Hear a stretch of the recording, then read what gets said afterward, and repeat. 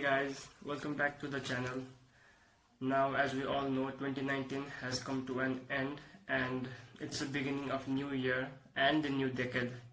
So since we are in 2020 now, I thought it would be a good idea to upload a new video sharing with you guys all the things I learned in 2019. So having given that introduction, let's move on and look at things I learned in 2019 things I learned in 2019. And so without a further ado, let's get started.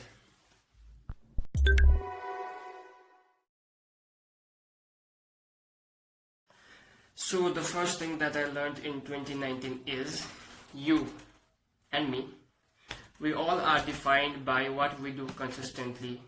So let me explain.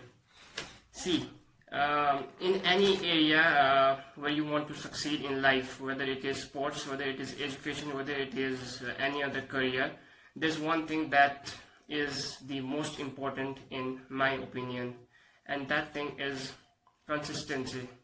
So let me go in depth.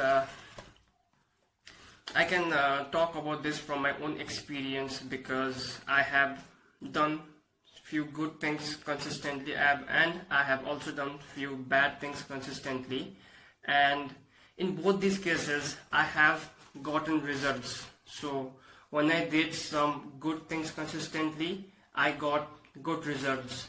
When I did some bad things consistently, I got results in those bad areas.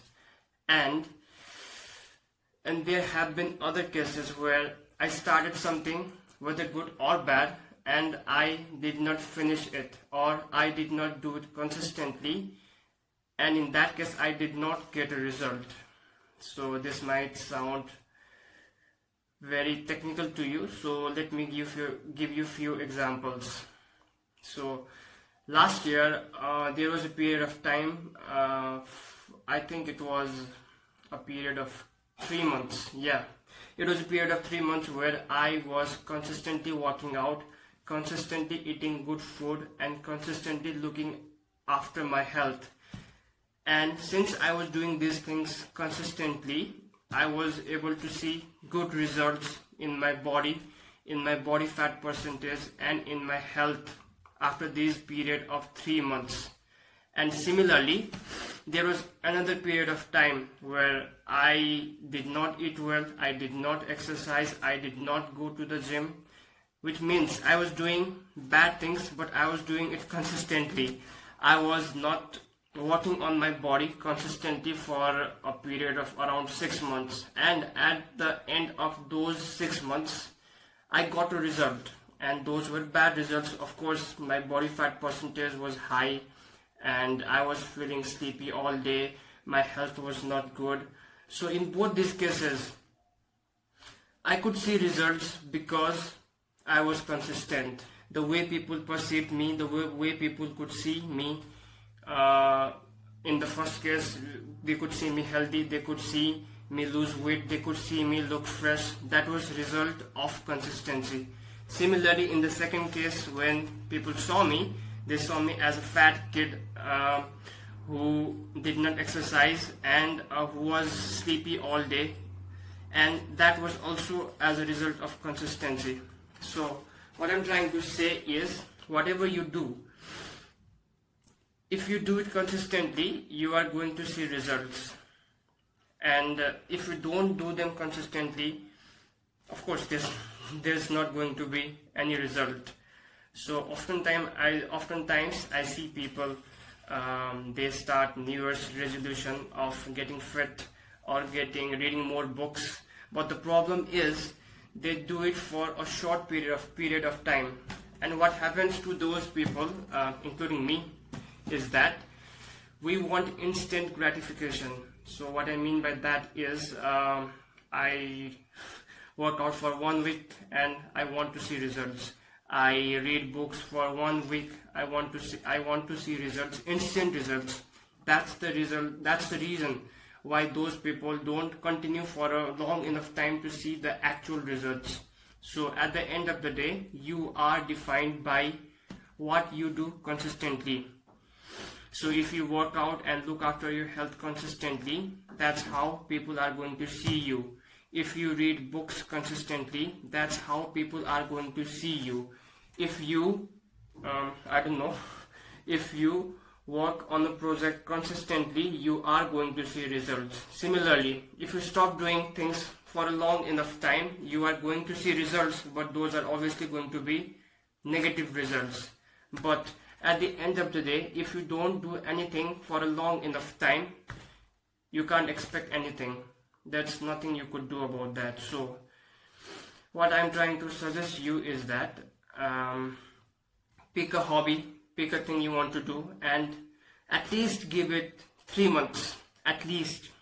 Now it could depend upon what type of activity you're planning to do, but until you have given it 3 months of consistent hard work, I don't think you have an excuse to complain about things. So what I'm trying to say once again is consistency is key. You need to do things long enough, consistently enough to expect results.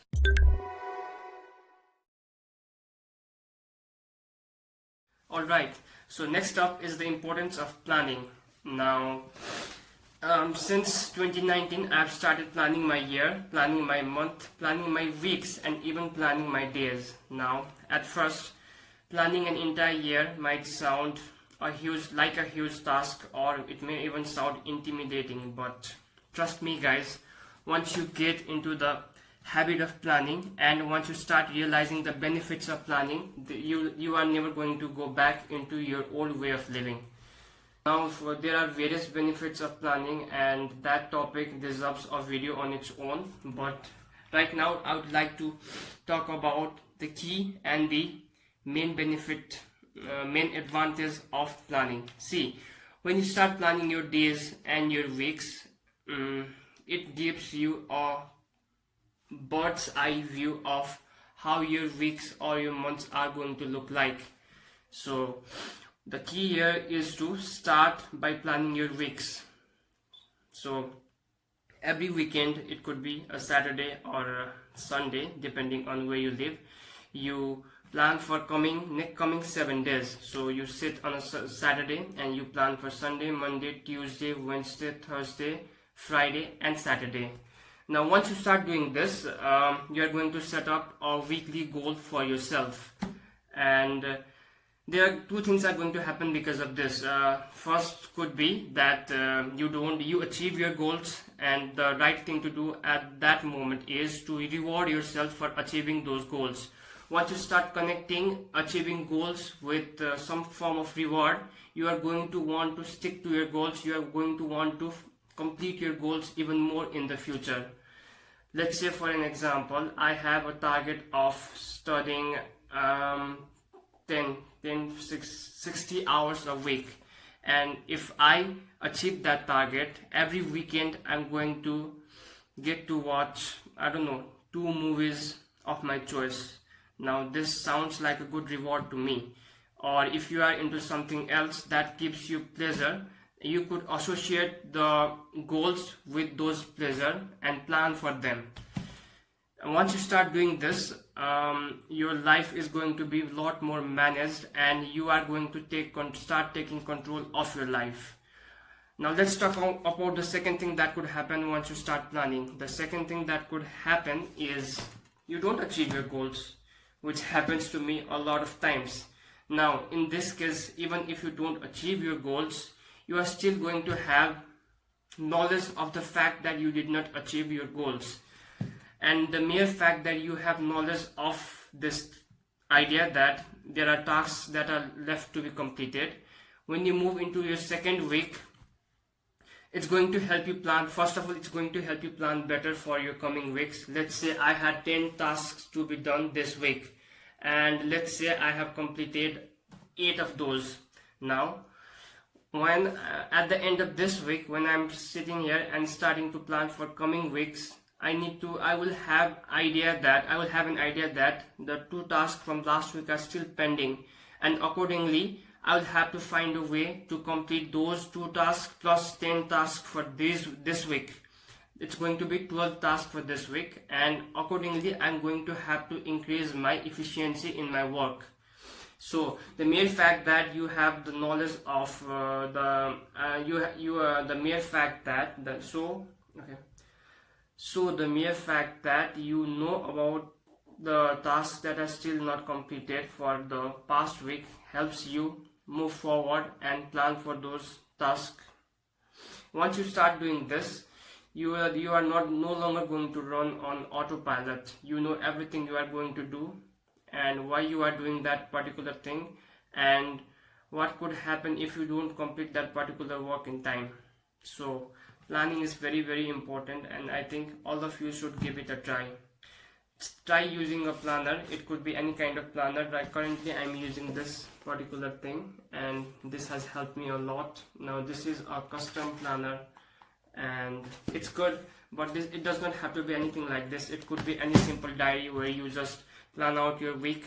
Start by start by weeks, then go for months, and then you could go for quarterly goals, you could go for half yearly goals, and then finally you could go for yearly goals. Trust me guys, it's going to help you a lot.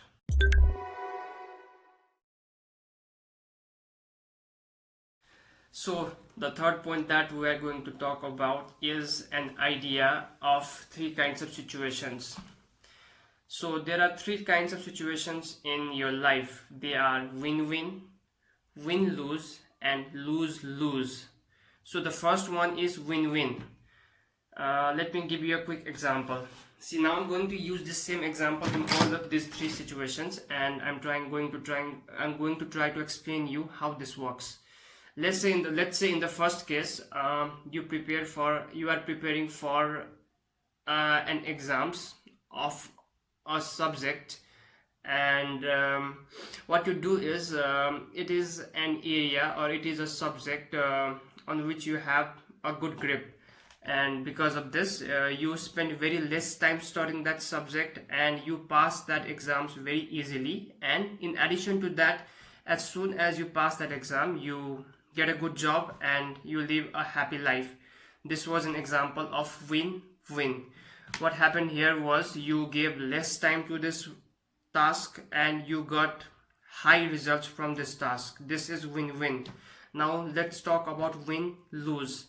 In this that same example, you are preparing for that same exams, but it is taking you a lot of time. It is costing you a lot of money. Maybe the expenses of starting this course is very high, and you are giving up a lot of things to achieve this, but at the end of the day you end up passing the exam, and similar to the first case, you get a good job and you live a happy life. This was an example of win-lose. Now in the third case, same example, you are spending a lot of money, you are giving a lot of time and a lot of effort to a particular thing. It could be the same exam, and at the end of the day, even if after you pass that exam you are not getting the job that you wanted from this course, and you could not earn anything from this course. This was an example of lose-lose, because you gave up your time, you gave up a lot of money, and you gave up a lot of effort, and in results you got nothing. Unlike the first case where you gave less time, less money, and you passed the exam and you got the job that you wanted and you lived a happy life. In your life, there are always going to, whatever you do in your life, you are going to come up in one of these 3 situations. It could be a win-win, it could be a win-lose, or it could be lose-lose. Regardless of the thing that you are doing, you are always going to be ending up in one of these 3 situations. So let me take a few examples. Let's talk about job. Maybe there's a job where one person is working very hard. He is working 80 hours a week. Still, there can be situations where that person, despite working very hard, is not getting the remuneration that he deserves, or is not getting the respect that he deserves. That, in my opinion, is a lose-lose situation. Let's take another example. Maybe in that same company there's another person who is getting fairly decent amount of work and is getting a fairly decent amount of remuneration. And that is a situation of win-lose. You are giving some and you are getting some. And the third case could be in that same company, there could be another guy who is putting the least amount of effort by doing smart work and is getting the best remuneration. The excess remuneration or the extra remuneration that he is getting in that company could be because of his additional skills, like his communication skills, like his marketing skills, or any other intangible value that he adds to the organization. Now in this, it's the same company, there are 3 different employees. One is getting into a win-win situation, one is getting into a win-lose situation, and the third one is getting into a lose-lose situation. Similar example could be taken in studies as well. One student could be working hard, studying day and night. Despite that, he would not be getting the best results. That is a lose-lose situation. And in the second case, that's fairly the normal case, where what we do is we put in a fairly decent amount of effort and get a fairly decent amount of result. And the third situation where you should always try to be in is where you put in less amount of effort and get the best return. So the main objective of this, the main objective of this for third point is to get the best return on your investment. So at the end of the day, to get the best of in return on your investment means to put in the least amount of effort and get the highest amount of result. So those were the 3 things that I learned in 2019, guys.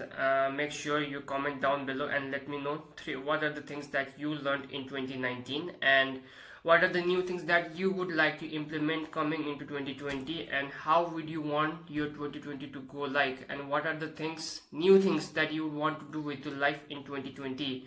I read all the comments, even though there are very few comments right now.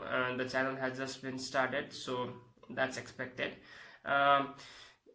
So what I'm trying to say is I'll be reading all the comments and I'll be replying to all your comments. So please don't forget to subscribe and please comment below all your thoughts on this video. How are you going to change your life in 2020? So thanks for watching. Goodbye.